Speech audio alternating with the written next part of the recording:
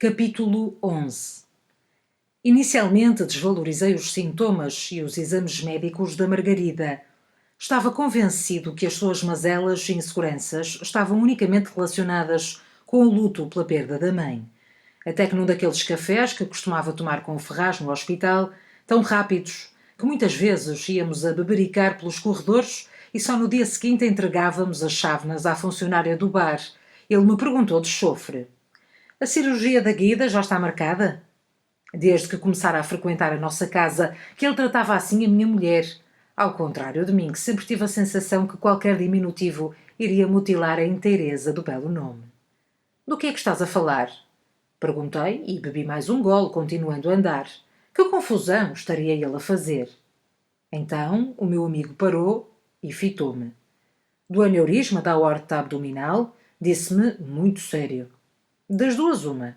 Ou ele estava completamente equivocado, ou eu e a minha mulher já não dialogávamos. Tremi como uma vara ao vento, porque tive a certeza que ele sabia mais da minha mulher do que eu. De facto, a Margarida falou-me das idas ao cardiologista e dos exames realizados, mas eu devo ter desvalorizado de tal forma o assunto que ela nunca me falou dos resultados. E eu julguei que estava tudo bem. "Não tinha noção que era tão grave", balbuciei. Nos últimos tempos discutíamos mais do que conversamos. Qualquer coisa era motivo de desavença, e eu, que queria preservar a nossa relação mais do que qualquer outra coisa no mundo, evitava já abordar qualquer assunto para tentar que não resvalasse para o conflito. Do mesmo modo, desvalorizava os seus comentários e afirmações, para não acentuar as nossas divergências. E o que tinha conseguido? Tornar-me um desconhecido para ela. O meu rosto deve ter transparecido a profunda infelicidade que me assolou, porque o Ferraz enfiou-me no seu consultório e afirmou: "Sabemos que é uma cirurgia delicada, mas vai correr bem." Eu cada vez me sentia mais tonto, um boneco desprovido de passado ou futuro. Por que é que nós nos começamos a agredir? Tenho a certeza que tudo começou quando a Margarida recebeu o mapa astral e o levou a sério. Eu fui incapaz de dar atenção a um assunto tão desprovido de importância, a meu ver, e ela sentiu-se incompreendida. Sim, só pode ter sido isso. A partir daí, implicava comigo por eu nunca ir buscar a Catarina à escola e dizia que ela era a única na família a sacrificar-se em prol dos outros. Eu esforçava-me por cozinhar e levá-las a passear ao domingo, mas era sempre pouco. Depois eu ofereci-lhe aquele vestido que ela rasgou com uma tesoura e deitou ao lixo, acusando-me de crer que ela fosse quem não era. Disse aos berros que estava doente, cansada, esgotada, e tudo o que eu fiz foi dar-lhe um enfeite para ficar mais atraente. "Oh, Margarida, não foi nada disso. Nem me deixaste explicar-te que me lembrou o padrão das vestes da mulher com leque, naquele quadro de Klimt que tanto gostas." Se me excitou pensar o quanto ficaria esbela com os ombros igualmente desnudos, claro que sim, mas foi por ti e não por mim que te ofereci. Se já andávamos sempre às turras, tudo piorou quando me pediu para ler e dar uma opinião crítica acerca de um texto que acabara de escrever. E não gostando da minha apreciação, me garantiu que era a última vez que me dava alguma coisa a ler. Agora quase não falávamos e vivíamos uma paz podre. Como é que poderíamos consertar as coisas? Não conseguia imaginar a minha vida sem ela. E aquela cirurgia que o colega tinha acabado de referir seria mesmo necessária. Sabia perfeitamente que era muito minuciosa e com muitos riscos.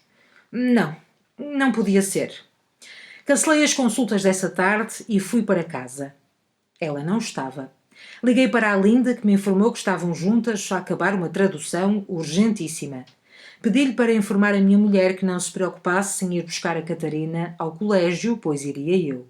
Eram 3 da tarde.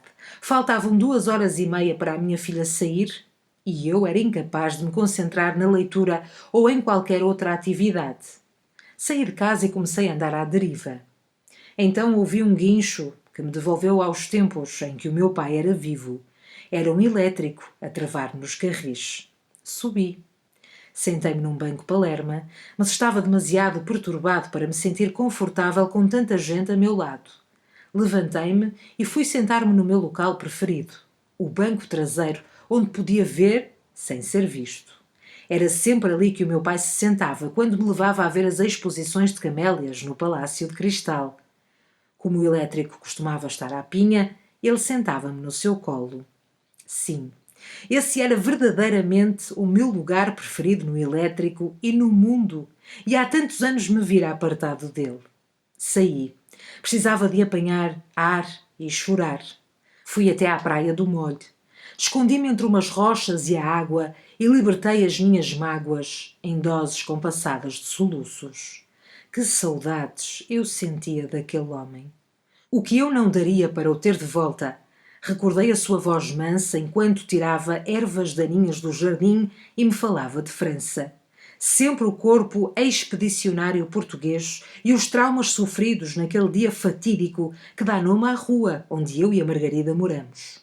Acho que ele desprezava tanto a fábrica de conservas como eu, ainda que fosse um gestor dedicado e bem-sucedido. Porém, não tenho grandes dúvidas que se vivêssemos num mundo ideal, onde dinheiro e estatuto fossem meras abstrações, ele teria sido um agricultor ou jardineiro muito feliz. Nesse mundo hipotético, eu voltaria a ser psiquiatra e a Margarida seria unicamente escritora. Resolvi ir comer um pastel no sítio onde ele sempre me levara, mas arrependi-me ao deparar-me com rostos que já não sabia se conhecia ou se eram reconstituições de memórias pela minha imaginação. Assustei-me ao olhar para o relógio e ver que já eram 5:15. Apanhei um táxi e pedi-lhe que voasse em direção ao colégio.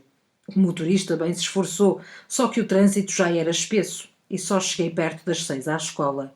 O aborrecimento da menina foi compensado pela alegria que manifestou ao ver que fora eu buscá-la.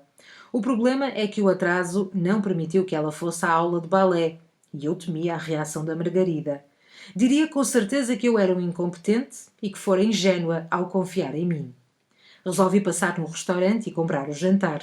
Não me apetecia cozinhar. Precisava de economizar as minhas energias. Quando chegamos a casa, o telefone tocou. Era a Margarida a saber se tudo tinha corrido bem. Aparentemente não se zangou por a nossa filha não ter ido ao balé. Informou que continuava atrasada e deixei-a tranquila, que demorasse o tempo que precisasse. Brinquei com a menina, dei-lhe banho, jantamos, deitei-a e esperei pela minha mulher. Durante a eternidade dessa espera, julguei ter entendido o que ela tantas vezes dizia, que era eu quem mais perdia por passar tão pouco tempo com a Catarina. Mas o que podia eu fazer?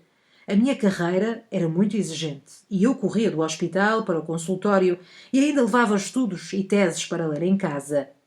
Foi então que me ocorreu a ideia de deixar o privado. Iria custar-me imenso, até porque era ali que eu mais praticava psicoterapia.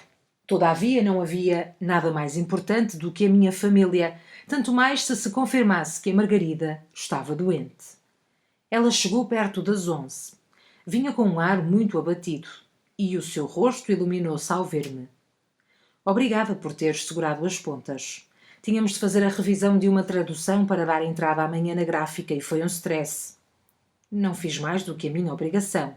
Respondi e sorri, estendendo-lhe a mão em gesto de convite para o sofá. Já me sento contigo, até porque temos de conversar. Mas não há nada que se coma? Perguntou. Eu fui aquecer o frango assado e o arroz e fiz-lhe uma salada. Ela parecia simultaneamente feliz e tensa. Tentei facilitar-lhe a vida, indo direto ao assunto. Margarida, desculpa os nossos desentendimentos. Desculpa se não tenho estado tão presente como devia, se não te tenho dado importância. Desculpa ser tão idiota. Ela desatou a chorar. E eu, desconcertado, só lhe dizia: não fiques assim, vai ficar tudo bem. Vai ficar tudo bem. Estou aqui contigo e vai ficar tudo bem. Sabes, decidi que vou deixar a clínica. Tu e a Catarina estarão sempre em primeiro lugar.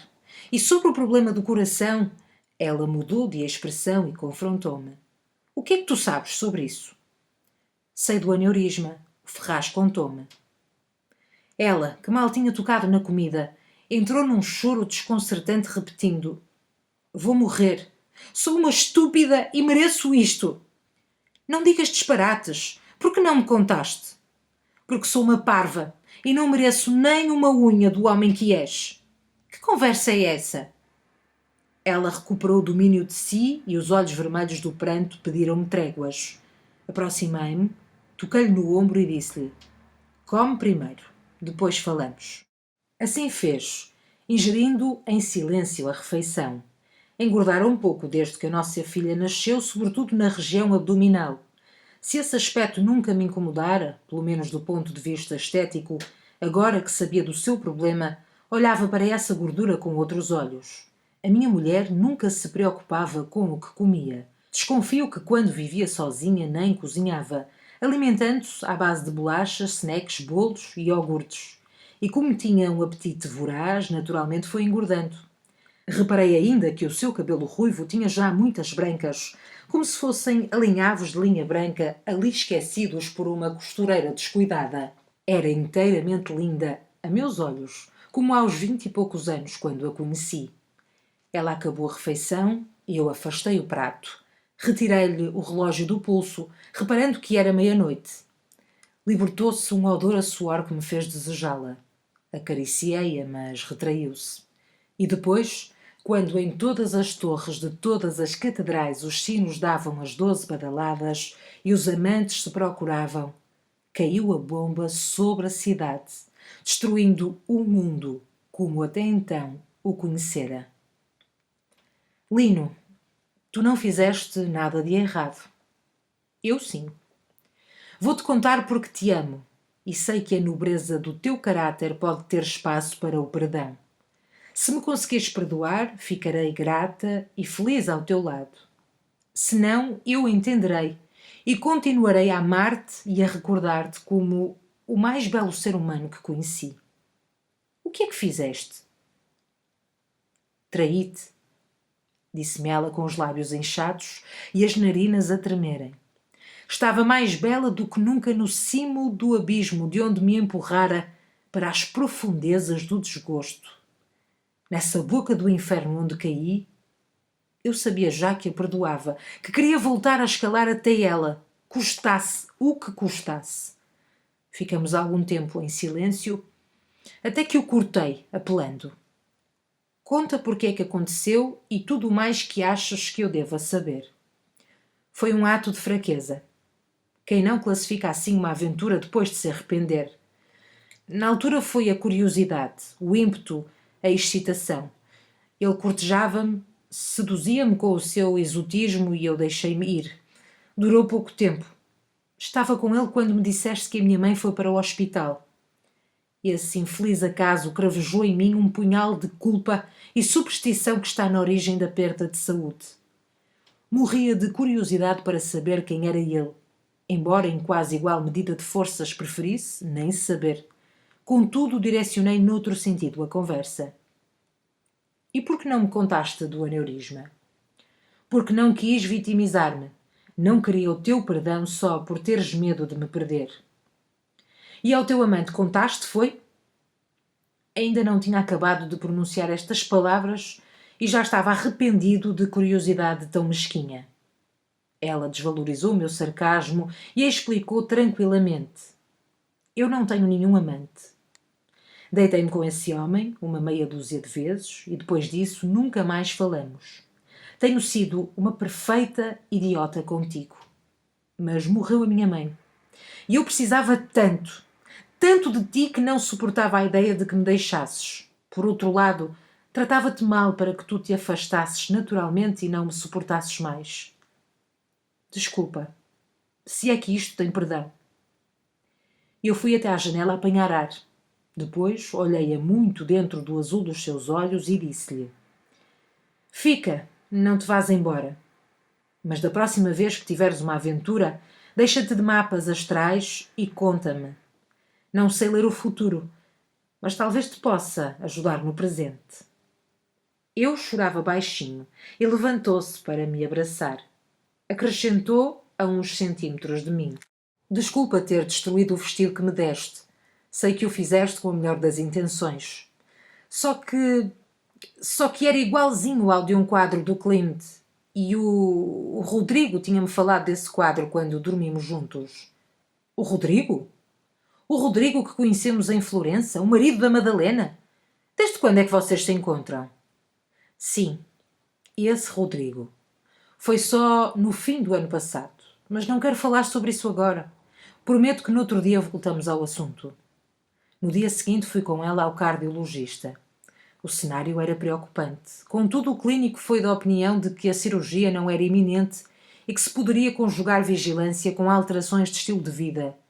Dentro de 6 meses seria novamente avaliada a necessidade de cirurgia. O segundo semestre foi bem mais consolador para nós. Ela manifestava o seu amor por mim em todas as ocasiões, e quando retomamos a nossa vida sexual, encontrei-lhe um vigor e uma urgência desconhecidas. Passou a fazer natação, que complementávamos com longas caminhadas sempre que possível. As refeições também passaram a ser mais certas.